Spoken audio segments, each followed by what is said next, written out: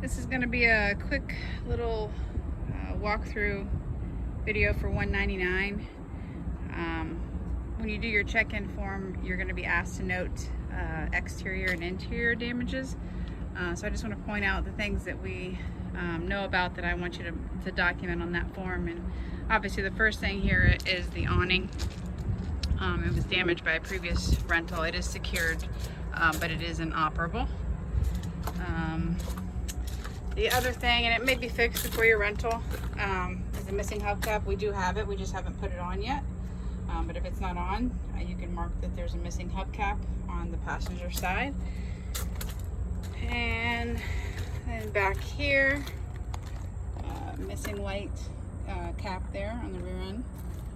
And then up here, the upper portion of the ladder is dented in.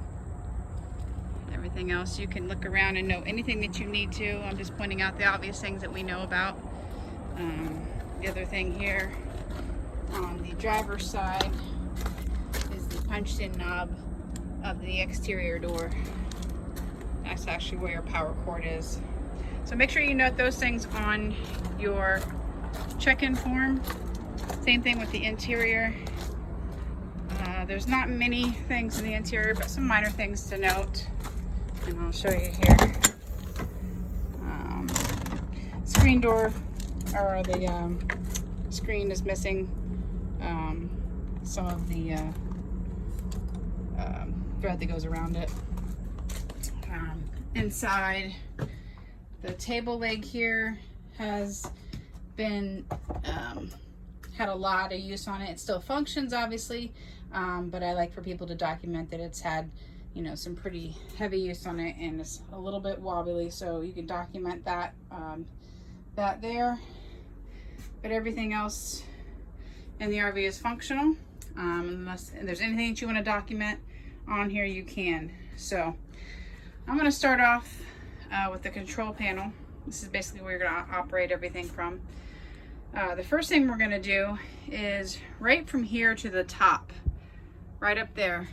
That's your slide in and out button. In order to operate that slide, you have to have the engine on and the parking brake on. So I'm actually going to start the engine now. If I can find the keys.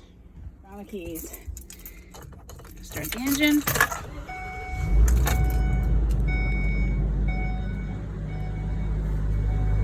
Back here. Press the out button. Your slide is going to go in the out position. Hold it down till the side is completely out. Completely out, and I'm still holding it down for a couple more seconds. There we go. And then at this point, you can actually turn the engine off.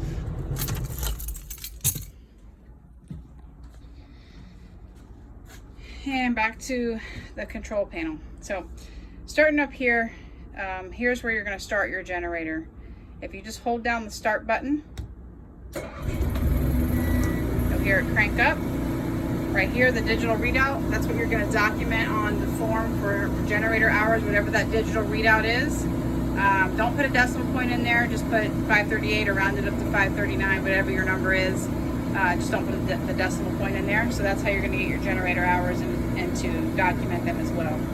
To stop it, just hold on the stop button.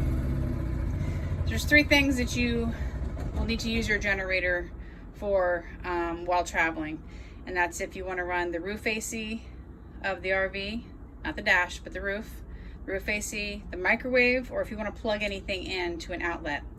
While you're traveling, those are the three things that you would need to start the generator for in order to have power.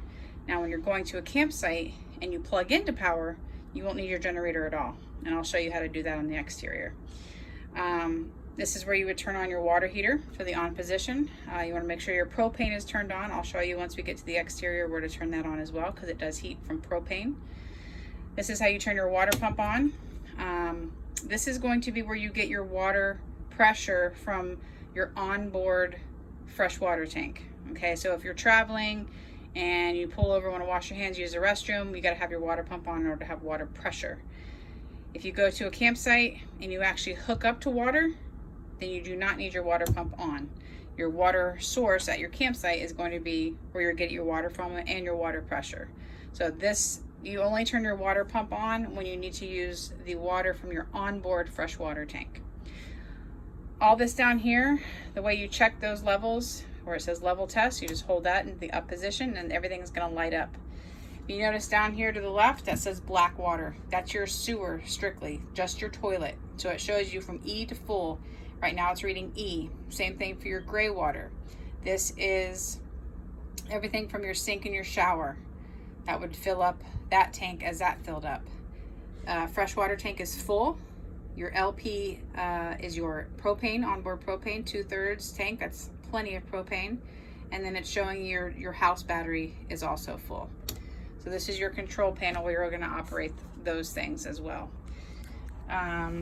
These are your, any switches that you see like this throughout the RV are going to be light switches. Okay.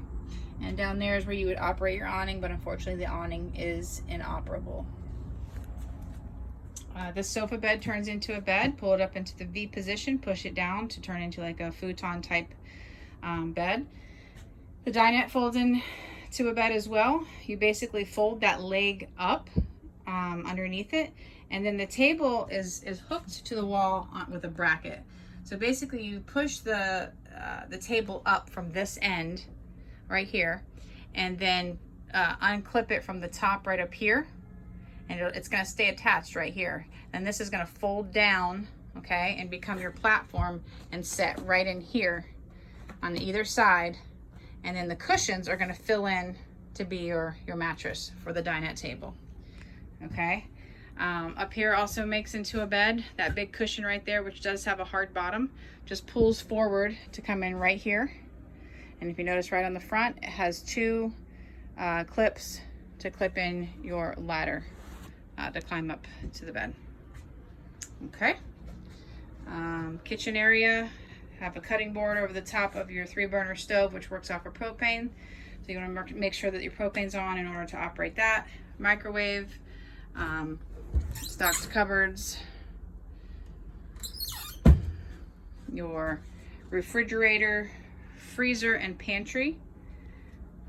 To operate your refrigerator, you simply want to hit the on-off, and then it's going to know right now that I'm not hooked in to power, so it's going to automatically try to click onto propane. See how it went to LP gas? I don't have my propane on, so it's not going to ignite. It's on an auto feature. This is where you want to keep it at. So when you plug into power, it's going to automatically work off of power. Once you unhook from power, it'll automatically hook off cool off of propane. So it's already in the on auto position. You just have to hit the on off switch. Okay, and then you control your temperature as well. Here's where you control your thermostat for your AC. 2 bunk beds. You can have access to the bedroom that way or through the restroom here. Shower, toilet. In order to flush the toilet, there's a pedal down here at the bottom. You push it down halfway to fill the bowl up with water. To flush it, you actually press the pedal all the way down to the ground. The flap opens and everything goes down. Then you'll want to refill that toilet with water, just like a regular toilet bowl at home. This is the bedroom back here. Light switches.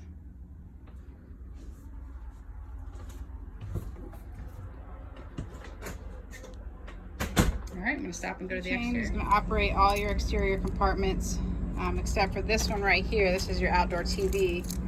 That's this key right here, this gray key. All right, so that's your generator compartment right there. You don't need to access that. Right here in this little compartment with the no locks on it is where you would turn on your propane. So right in here, you want to turn that knob all the way to the left to turn it on. So in order to cool your fridge or to use the cooktop, you'd want to make sure that that's on in the on position. Storage compartments. This is where you fill up your gas. If you need to fill, it is full already, but if you had to fill your fresh water onboard tank, this is where you'd connect a hose to fill it. So to fill your onboard freshwater tank, it's on the passenger side.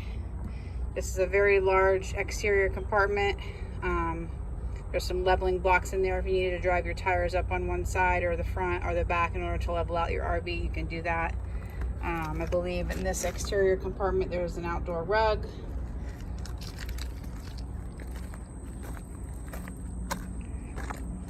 You can see that the slide is out completely.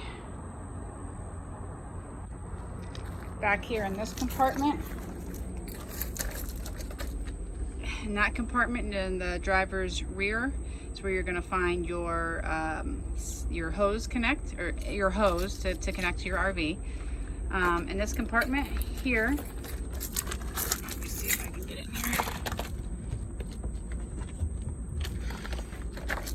Right in here is where you have your black and gray handle, so you connect your sewer hose, which your sewer hose is located in that tiny little compartment right there. You would connect your sewer hose to take that cap off, make sure your valves are shut, connect it to your sewer hose to, right there in the center. And then to drain your gray tank, obviously you'd pull your gray valve. To drain your black tank, obviously you'd pull your black valve. You always want to pull your black first, then your gray, so that the gray water cleans out the dirty water in the sewer hose. If you're hooked up to a sewer site, you want to make sure that your black valves stay closed. Your black valve stays closed. You can open your gray, and that's because you don't want to use a dry black tank, but you do want your gray water to flow freely so that you're not filling up your gray tank. So if you're hooked up to a septic site, open your gray valve, keep your black closed until you're ready to actually dump that tank. Okay?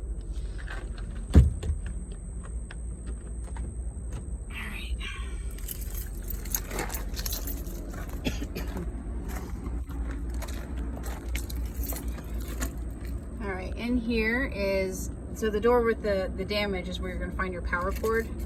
I'm going to stop the video just for a minute and come back once I have it door that I just opened with the broken doorknob.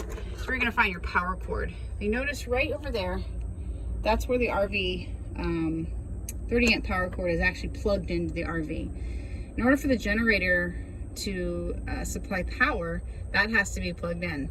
But when you come to a campsite and you're ready to use their power, you're going to unhook that plug, and this is all an extension cord right here, or basically a long power cord, and you're going to hook that end into your power source, your 30 amp power source. That right there, that piece is a surge protector, so you can actually hook it up to that first, and then hook that into your power supply. So it's like about a 25-foot or so cord that comes out, and that hooks into your power source there. I mentioned that your hoses to hook up to your water source is right here in this driver's side exterior compartment. The area that you're going to hook that hose is right here. So you're going to connect this, the hose to your city water connect. The other end goes to your water source. Basically, you turn on your water source and you have full running water in the RV.